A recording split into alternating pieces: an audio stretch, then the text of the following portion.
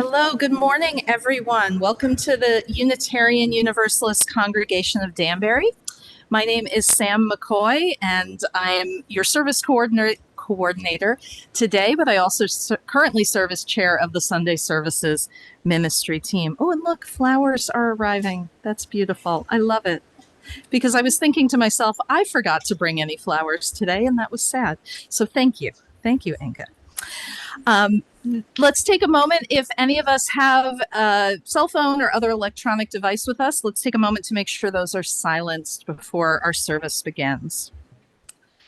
I'm so glad that you're able to join us this morning because you, each and every one of you, are an essential part of our celebration today. Whether today is your first or 12th or 100th or 1000th Sunday with us, whether you're here in the fellowship hall or you're joining us remotely online, we are stronger because you are here. As we gather this morning, we also respectfully acknowledge that our physical building is on the traditional land of the Paugussett people. Before we get started this morning, I invite you to take a moment to greet your neighbor, someone next to you that maybe you haven't chatted with before, or maybe you have. If you're online, you can introduce yourselves online.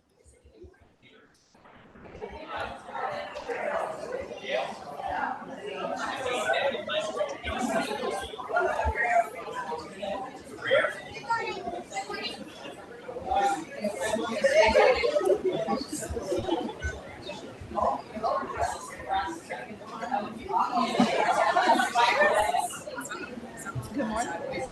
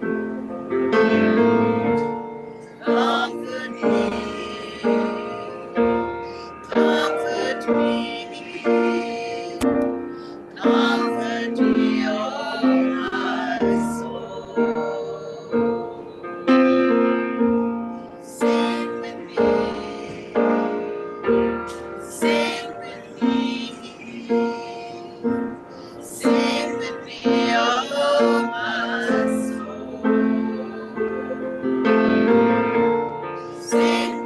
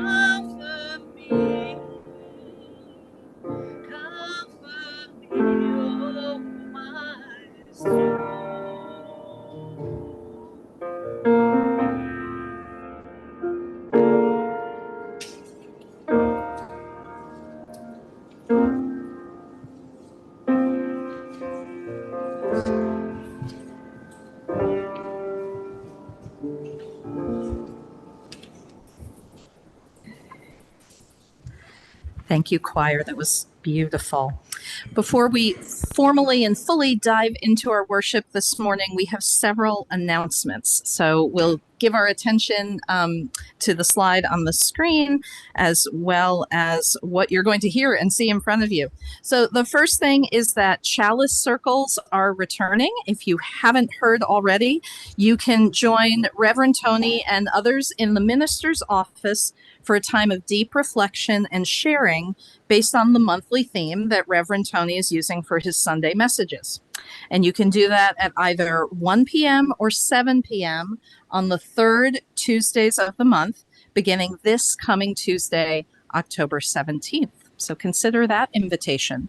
The other one that I'm realizing I skipped over is that today there is a Pathway to Membership class that will be happening after the service with Reverend Tony and Jane Leff and Lisa Horton. So please stay for that if you are curious to learn more.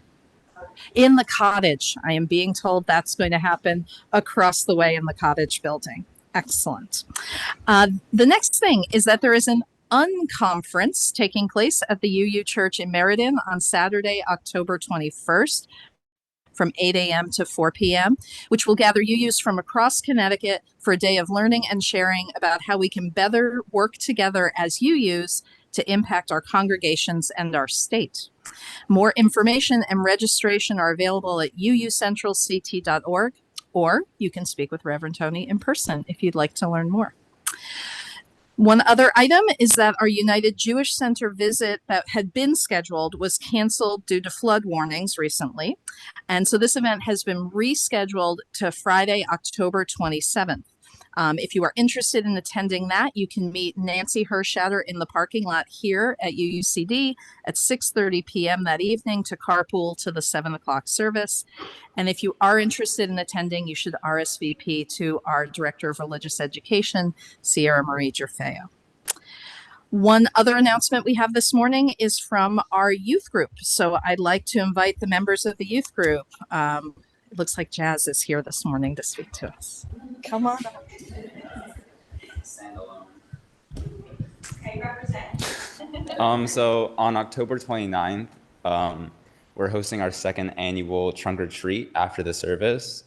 So we invite you all to come dress up, decorate your cars if you want. It's not required, but it's definitely encouraged. And you can RSVP to Sierra Marie if you would like to go. And I hope to see you all there. And now we'll follow with an announcement from Peter Horton about the auction, the upcoming and ever important auction. I got the high-rise podium. So some of you know what the eighth principle is and might remember some of the language in it, but what's the eighth principle and $5,500 got to do with each other? Good question. Over the past two auctions, we have conducted our eighth principle outreach auction and raised over $5,500 for 4 nonprofits in the greater Danbury area. So what our intent has been not only to raise money internally, but to turn around and take our faith, take our mission, take our beliefs, and support those in the external community. The Danbury chapter of the NAACP, we have supported Connecticut Workers Center, we have supported DARA, we have supported, and I always forget the last one, TIBCO, we have supported. We've gotten laptops, we've gotten cars, we've gotten office furniture for them. We don't do the fundraising and then just hand them a check. We want to make sure that we're actually helping them out with a physical object. In the next auction coming up in November, we have 2 more nonprofits that we'll be supporting this year. Comitia, which is the food pantry specifically for persons who are unemployed. It's run by ARC, the Association of Religious Communities. We're also supporting Apex Community Care, whose mission is to provide services to people living with HIV, AIDS, mental health, and substance use disorders, and to actively promote education and prevention in the community. We'll know in the next week or so specifically what the item is that those 2 organizations are looking for. More details as you see auction announcements. Thank you.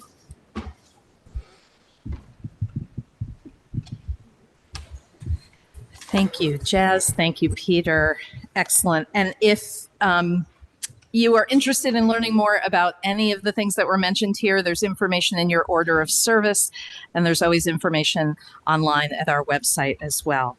So now is the time for our chalice lighting. And we make this time and this place holy simply by being together with each other.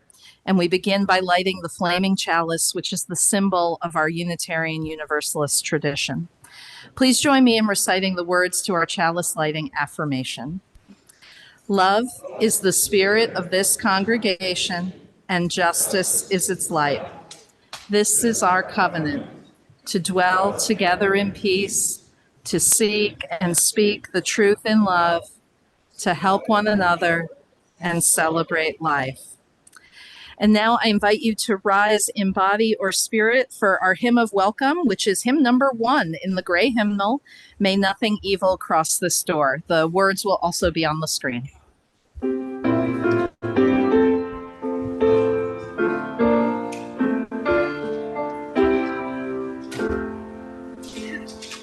May nothing evil cross this door, and may your fortune never cry about these windows. May the roar of the rain go by.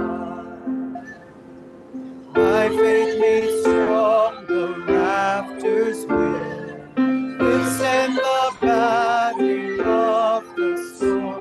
This heart will all the world will chill, will keep you warm.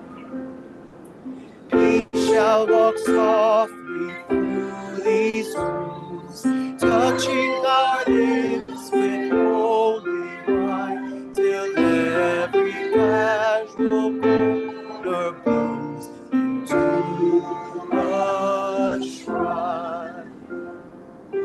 With laughter drown the raucous shout, and though these sheltering walls are thin, may they be strong to keep faith out and all again.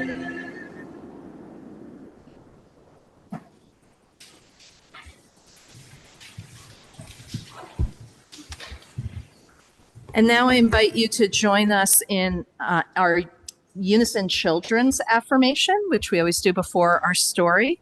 So if you are willing, please raise your U's high in the sky. We are Unitarian Universalists. We are people with open minds, loving hearts, and helping hands. We care for the earth and each other.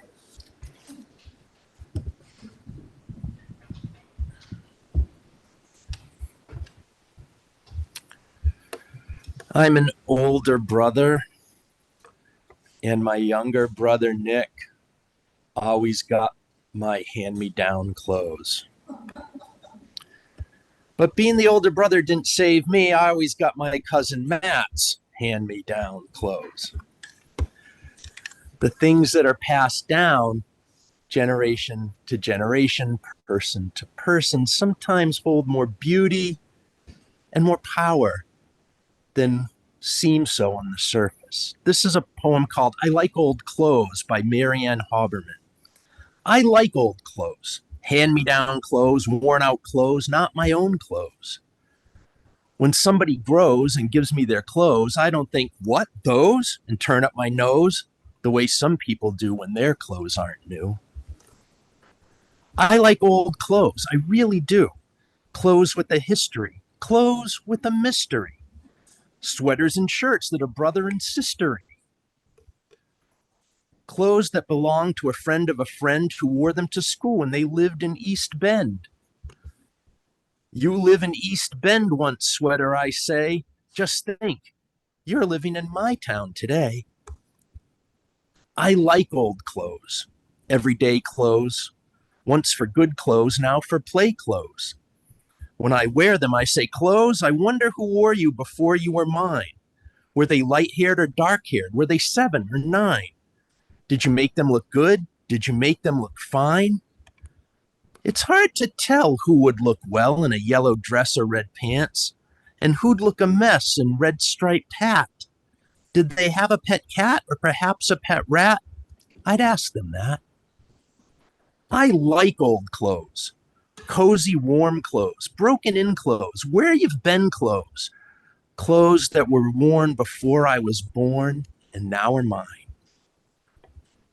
Skirts or pants with a let-down hem, I like them. And party clothes, not quite new, not quite in style, I like them too. I like to wonder what they've done, what games they played, and if they won. And if the parties they went to were fun. I like old clothes, faded out clothes, not so new clothes. Where were you clothes? And each time I wear them, I try to imagine the places they've been and the faces they've seen and whose clothes they'll be when they're finished with me. I invite you to rise as you're willing and able in body or spirit, and let us join in singing This Little Light of Mine with our young people, and then they'll leave for their morning program.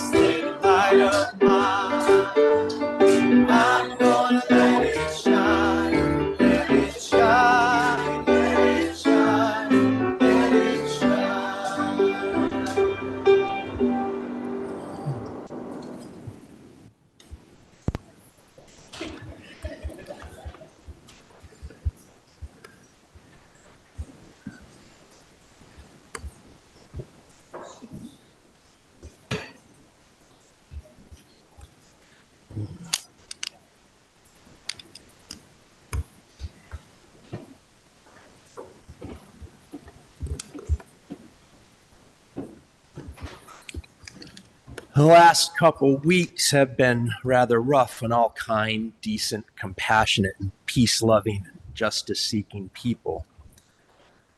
So I offer you these words for peace adapted from a prayer by Rosemary Berger and Sojourners.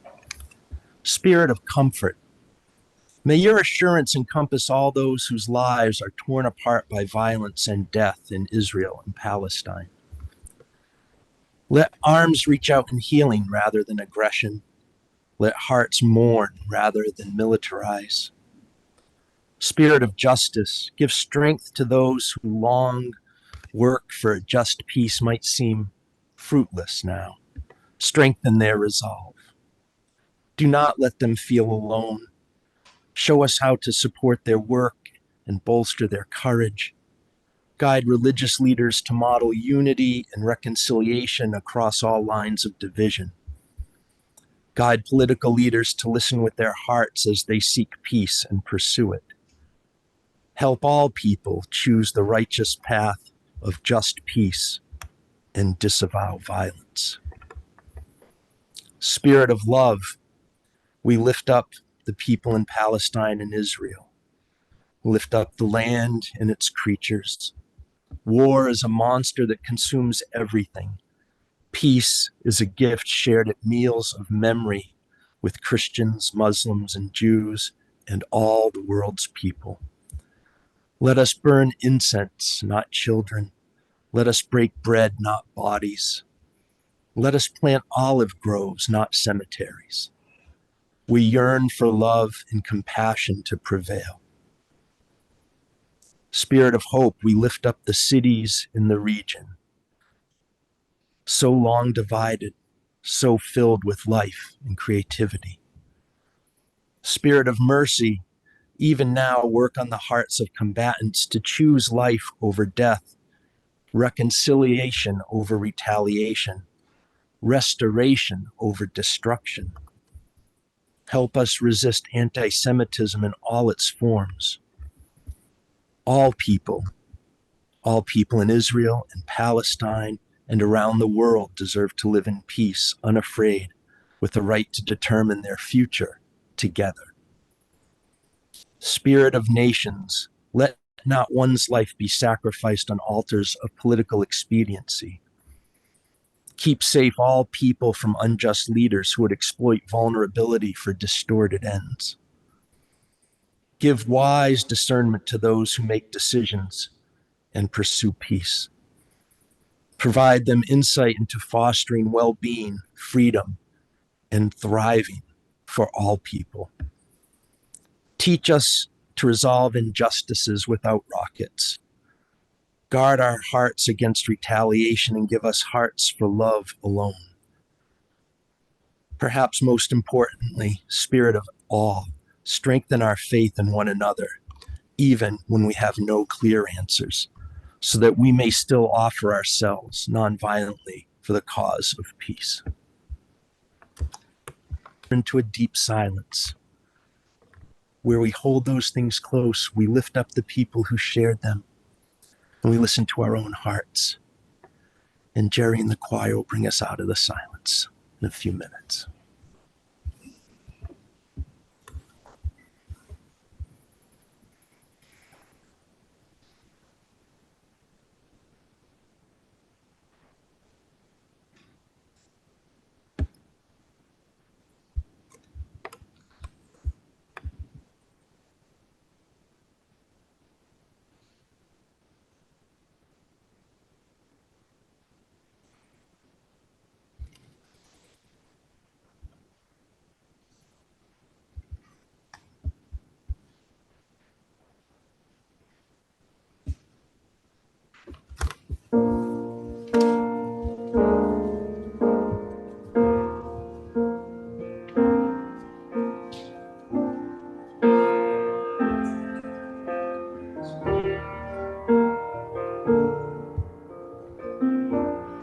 Comfort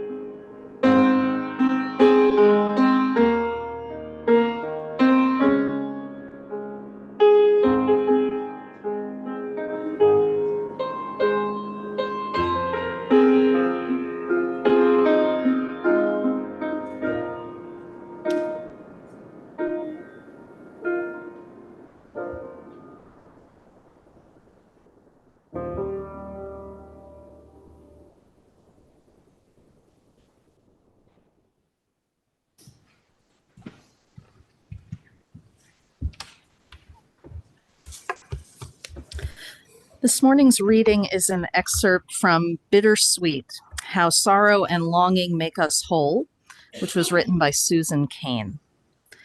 She writes, I listened to Krista Tippett interview Dr. Rachel Yehuda, a professor of psychiatry and neuroscience and director of the Traumatic Stress Studies Division at the Mount Sinai School of Medicine. It was late at night, and I was about to drift off to sleep when Yehuda said something that made me sit bolt upright. Yehuda works in the emerging field of epigenetics, the study of how genes turn on and off in response to environmental changes, including adversity. The hypothesis she's tested throughout her career is that distress can affect our bodies at a cellular level that passes from one generation to the next. As she told Tippett, people say when something cataclysmic happens to them, I'm not the same person. I'm changed. I'm not the same person I was. We have to start asking ourselves, well, what do they mean by that? Of course, they're the same person. They have the same DNA, don't they? They do. And what I think it means is that environmental influences have been so overwhelming that it's forced a major constitutional change, an enduring transformation. And epigenetics gives us the language and the science to be able to start unpacking that. So ends the reading. We are a generous people, and through our generous giving, we help to sustain each other, and by making sure that this congregation has what it needs to serve our members and our work in the community. If you are with us for the first time today, your presence is your gift to us. Members and friends, please express your generosity by using the link or the QR code that is posted in the chat or projected on the screen. You may also mail a check to UUCD at 24 Clapboard Ridge Road here in Danbury. And of course, we will pass the offering plates momentarily here in the fellowship hall. Thank you for doing your part to support and sustain this community that we love.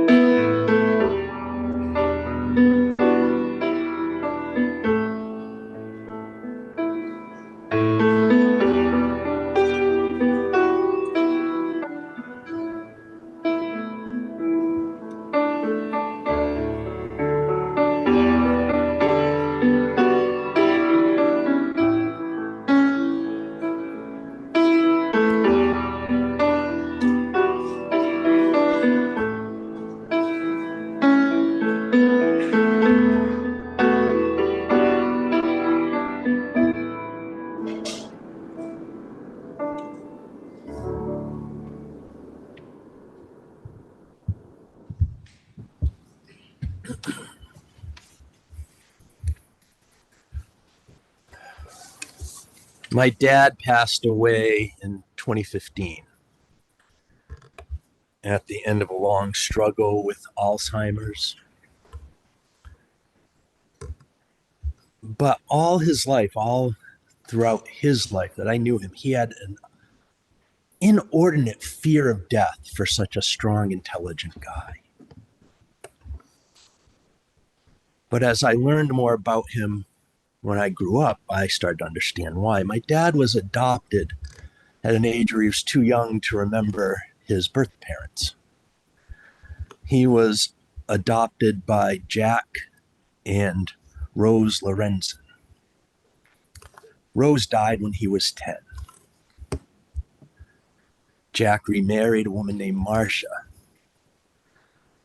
At 18 years old, At the first mail call he received in Korea, my dad got a letter from his dad saying Marcia had died. He had lost 3 moms by the age of 18. I'd be scared to death of dying too. He put off surgeries. Didn't want to go under the anesthesia. Walked around a bad knee for 20 years longer than he needed to.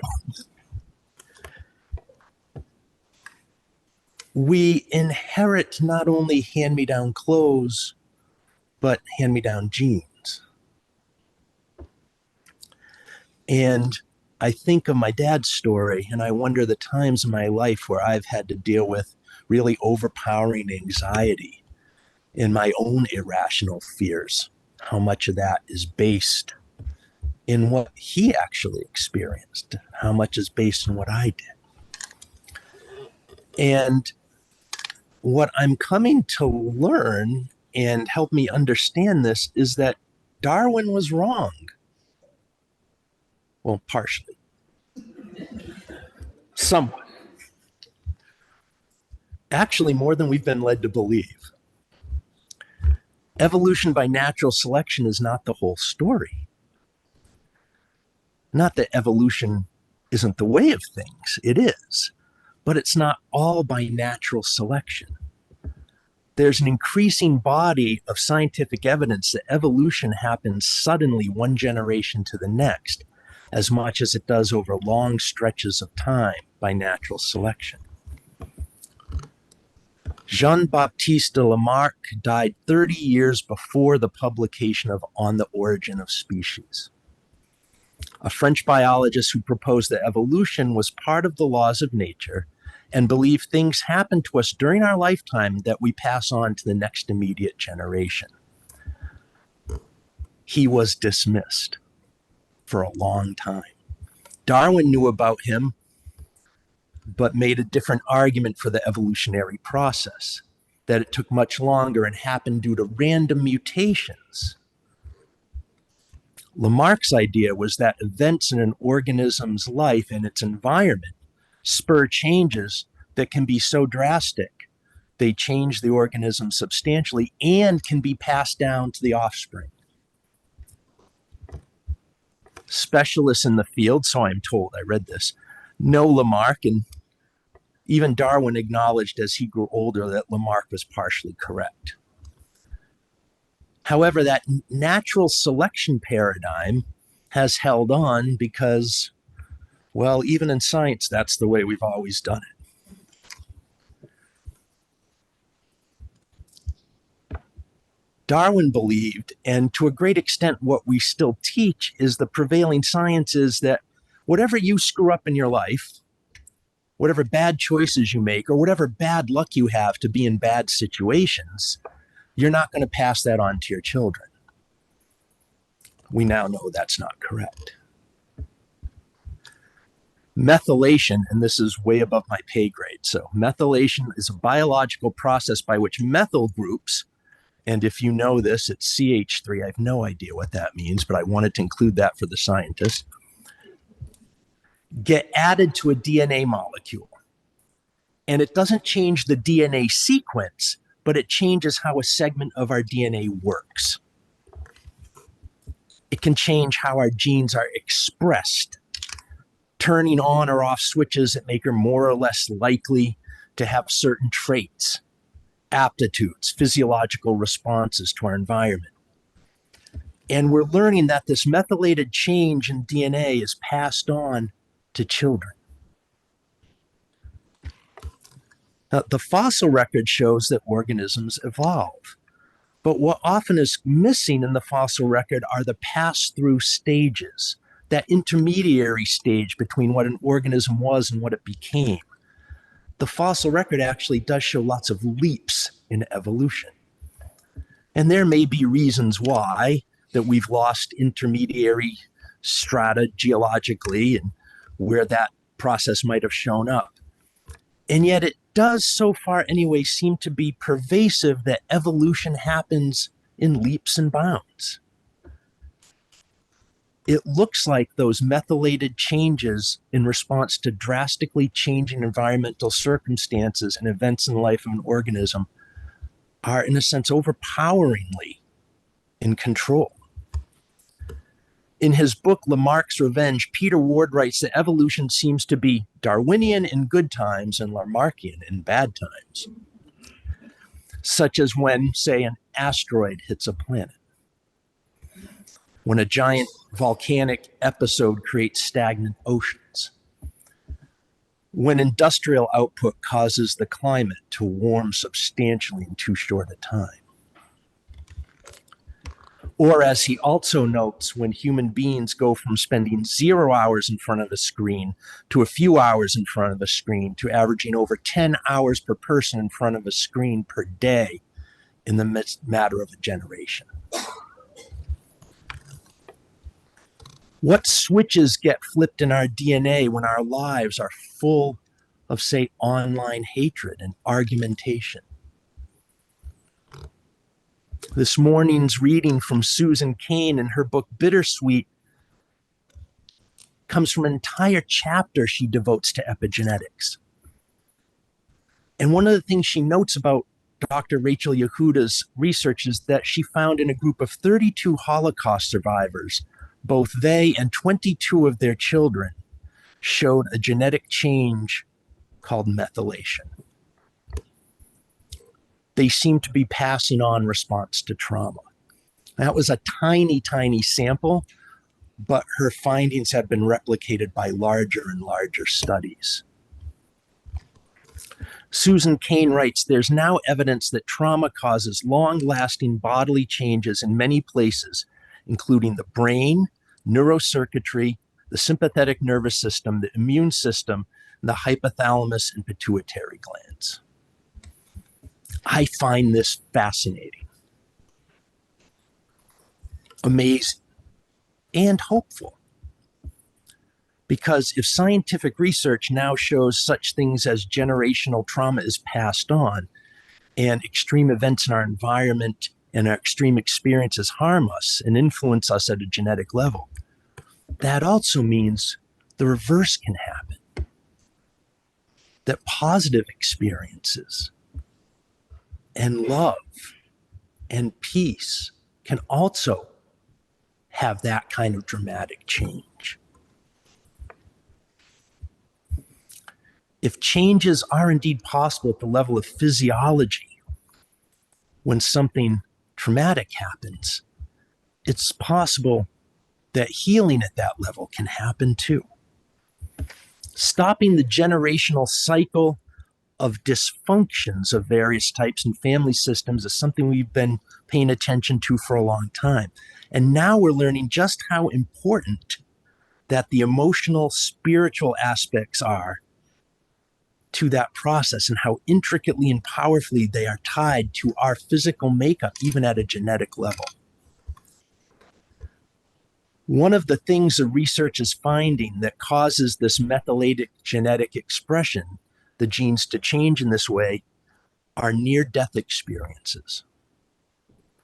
And what the individual reports as, not what you may objectively think is, but what the individual reports as a profound religious experience. If you have stood in a forest and looked at sunlight through the trees and came away changed in a way forever you can't explain, it may have been happening at a very, very tiny level all along. I wonder if a sense of faith and connection and spirit is passed on through this type of genetic expression, this methylation. I wonder, how is it that so many people in our country are drawn to such hateful and hurtful and harmful theological ideas and religious practices? Might it be partly in their genes?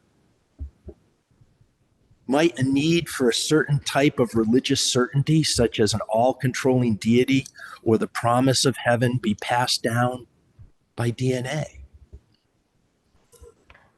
Might it be that the fear of hell is likewise passed down, which is why, as irrational a concept as it is, it seems so hard to dislodge? I wonder what we'll continue to learn about the benefits of spiritual practices as the science develops and we gain yet deeper understanding of this process and how it works. We know that meditation is good for stress and lowers blood pressure and lessens anxiety. What about other regular spiritual practices? Do our genes change at a certain level that makes it easier to access these benefits in the next generation? Can this be passed on to our children? And it does seem that that's what we're starting to learn. In a paper titled Molecules of Silence, The Effects of Meditation on Gene Expression and Epigenetics, Sabrina Venditti and a bunch of colleagues wrote this. Genome-wide approaches to gene activity using both plasma and blood samples have started to be employed to elucidate the effects of mind-body activities on gene modulation. The first microarray analysis of global mRNAs was carried out in a cross-sectional pilot study of long-term Qigong practitioners, and results showed modulation of several sets of genes having common functions related to enhanced immunity, lower cellular metabolism, and delayed cell death. Subsequent longitudinal observations revealed that yoga was able to induce rapid genetic expression changes.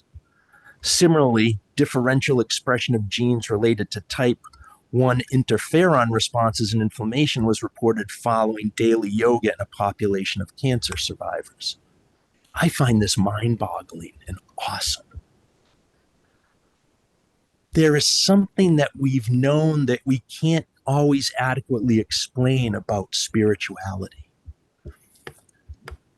We feel that profound change. We feel a connection to things. We feel a connection to community. We feel our place. We feel something that is true, even though we can't find words for it. It matches our experience and what we feel in our heart. Perhaps what we haven't yet discovered is the actual science behind it. In his book, My Grandmother's Hands, Racialized Trauma and the Pathway to Mending Hearts and Bodies, Resmaa Menakem takes on this whole epigenetic approach and makes the argument that since trauma resides in us physically and healing, it must include physical healing as well as emotional and intellectual processing, that this now must be the battlefield for the struggle against systemic racism. He says, I think healing the traumatized body also becomes the battlefield for waging peace against war and other senseless violence. Throughout his book, Menakem employs various meditation, awareness, and mindfulness exercises to offer examples of how we can use mindfulness to get in touch with the body to help facilitate these kind of genetic healings. So in his approach, racism isn't a public health issue because of the intellectual arguments against discrimination and inequity, but also because the traumatized white bodies that perpetuate it are literally physically ill with trauma, as are the black bodies who are targets of the traumatized white people. And one person who's traumatized, as we know, tends to inflict trauma on others. I've been thinking the last 2 weeks about how generational trauma and epigenetics might play a role in all of humanity's long-lived and deep-seated hatreds and fears and suspicions and violence. If trauma lodges in our genes and we pass it on generation to generation, we must find a way to intervene in that transmission to create healing so it doesn't pass on, to be the break in the cycle. If trauma lives in our genes and can affect changes in our genes, how might we be being affected by war and its images and its violence constantly available 24/7 in our wired world?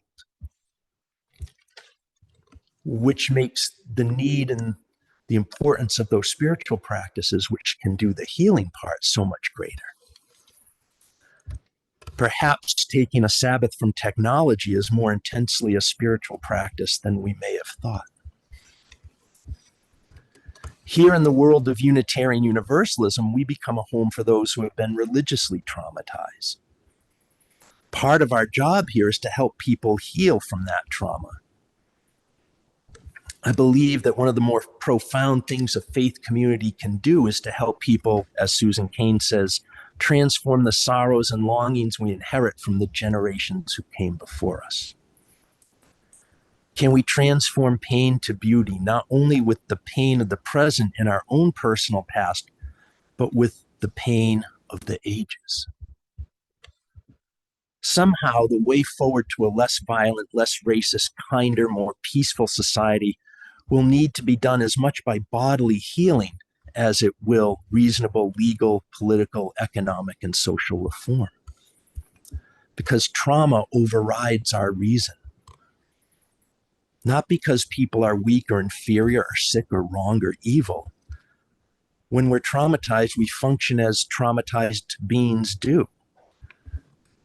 And what we manifest as illness as in relation to that trauma is our operating system adapting, our genes changing, and thus changing how we might react, think, behave.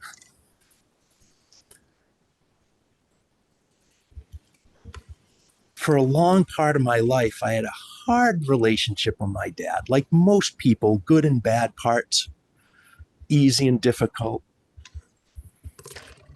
And sometimes I felt that the genes that I inherited were a little shabby and worn out and ripped up and not quite right or good enough. But the more work I do, the more I learn, and the more professional training I've done in my field, I understand more and more and more about how this is embodied and how trauma affected him and how it passed on to us. And I'm now a little bit more able to see the genes I was handed down as kind of broken in, pre-washed, and comfortable and not so problematic. And I hope my son will be able to wear his the same way.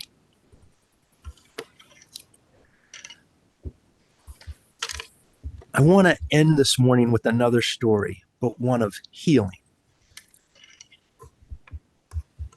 As some of you know, I have a dog, which to me, this is a miraculous event. Because when I was in grade school, 3 houses down from me loved a scraggly, ill-tempered black and white mutt named Bandit that was tied to a stake in front of a shabby doghouse in their front yard and would run out and bark at any pedestrian or person on a bicycle. I still wonder how they got their mail. And one day my greatest fear was realized. Walking as I did on the opposite side of the street when I went by that dog's house, I saw Bandit running at me across the yard, and too late did I notice Bandit was now in the street and was not tied up. And I got bit on the leg and screamed and cried and ran home frantically, the 3 houses down the street to my house, slammed the porch door, and saw a couple neighbors, one of whom being Bandit's owner, running down after me. Got to safety, realized skin wasn't broken, I was okay. And 2 more times within that year, Bandit ran at me and bit me. The second, third time were on the arm, and I had a big winter coat on, so I was safe again, very lucky. But after that 3rd time, a police officer came to the house. My mom had reported the dog. And whether this was a state or local ordinance, I still have no idea. But for that 3rd attack, we could have had Bandit put down. And my mom said no. I was mad she said no then. I'm happy she said no now. But that was the last time we hardly ever saw Bandit outside after that anymore. And over the years, one of the things that happened is a college buddy of mine got into owning labs. And I liked his dogs, and I kept them at a little distance because I was terrified of dogs. Hated dogs, didn't want to be around them, didn't trust them as far as I could spit. And then when I was in Texas some years back, a very good friend, a Methodist minister, had a tiny little dog who was named Solomon, who was a delight. And I got to be friendly with Solomon. A little closer, a little closer. And then in 2019, I met my now wife, who a month before we had met had inherited Pancake, her dog, our dog, from her childhood best friend. I had no choice if I wanted to keep going with this relationship. The dog was there before me. And it took a while. I think it was a full year before I offered to take the dog for a walk. But through my friend and my clergy colleague and my wife and 3 awesome dogs, I think something's changed in me.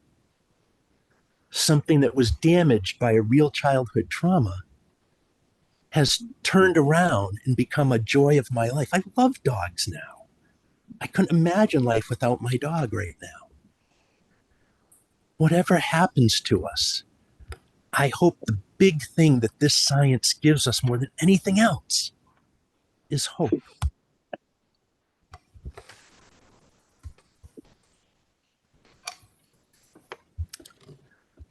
I invite you to rise in body or spirit and join in singing. Door, Luna, can you see that? Bad Daddy.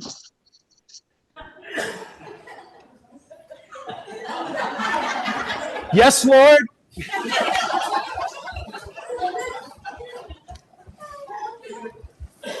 Which is Lean on Me, number 1021 in the teal hymnal and on the screen.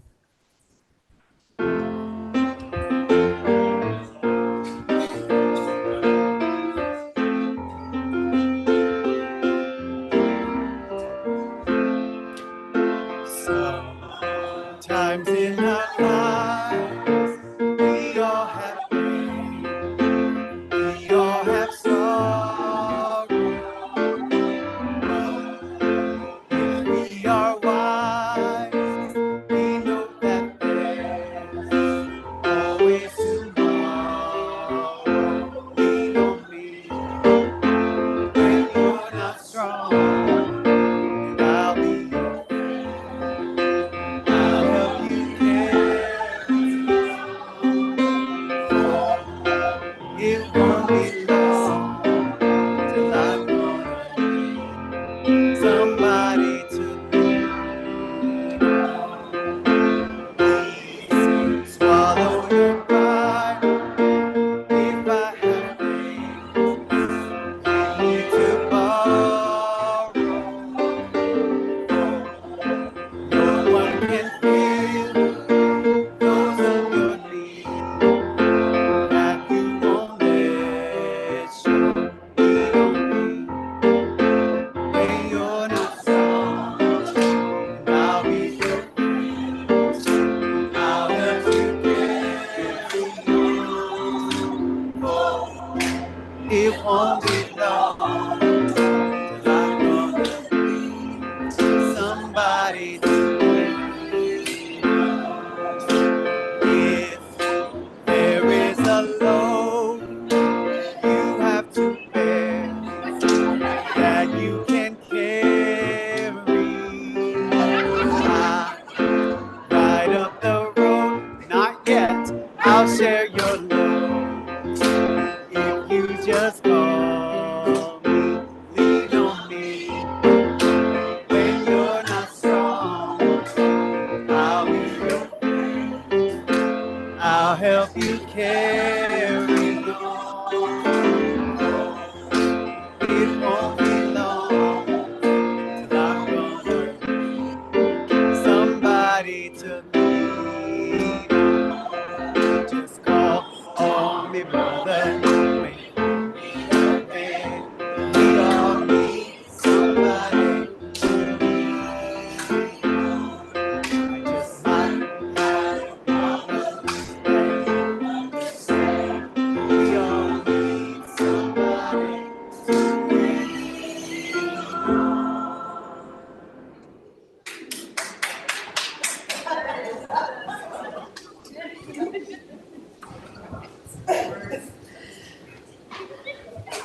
I invite you to join me in the words for extinguishing our chalice, which you will find on the screen as well as in your order of service.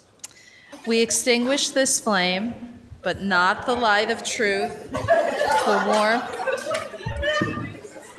the warmth of community, or the fire of commitment. These we carry in our hearts and out into the world until we are together again.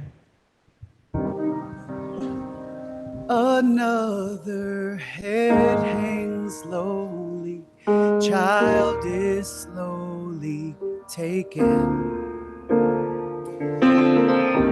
The violence causes silence. Who are we mistaken? But you see, it's not me, it's not my family. In your head, they are fighting with their tanks and their bombs and their bombs and their guns. In your head, they are crying. In your head,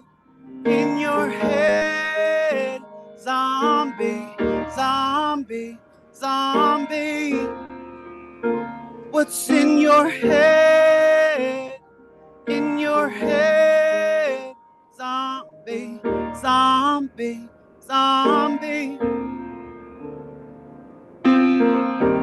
Another mother's breaking heart is taking over. The violence causes silence. We must be mistaken. It's the same old thing since 1916. In your head, they're still fighting with their tanks and their bombs and their bombs. In your head, they are dying. In your head, zombie, zombie, zombie. What's in your head? In your head, zombie, zombie, zombie. What's in your head? In your head, zombie, zombie, zombie. What's in your head? In your head, zombie, zombie, zombie.